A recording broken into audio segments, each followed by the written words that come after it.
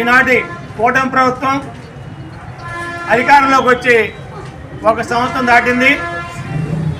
మరి ఈ సంవత్సర కాలంలో ఉద్యోగ ఉపాధ్యాయ సౌలభ్యాలని తీర్చకుండా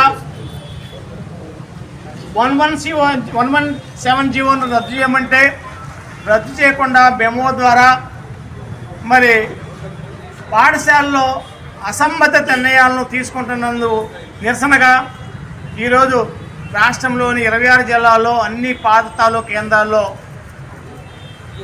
మొదటి దశలో భాగంగా ఈరోజు నిరసన కార్యక్రమం చేపట్టడం జరిగింది. ఈ విధంగా ఇప్పుడు ప్రభుత్వం పాఠశాల విద్యా వ్యవస్థను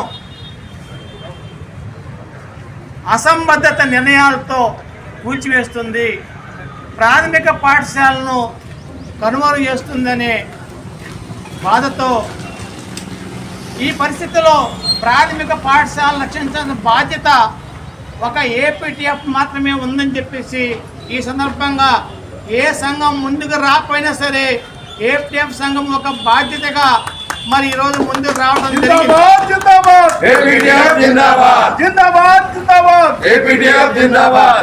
మిత్రులారా, మనందరము ప్రాథమిక పాఠశాల చదువుకున్నాం.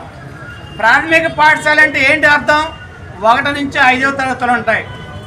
మరి గత ప్రభుత్వం ఆయన ప్రాథమిక పాఠశాల అంటే 1, 2 తరగతులు చేశాడు, 3, 4, 5 తరగతులను హై స్కూల్లో మెచ్చేశాడు. మరి ఇప్పుడు వచ్చే ప్రభుత్వం ఏం చేస్తుంది?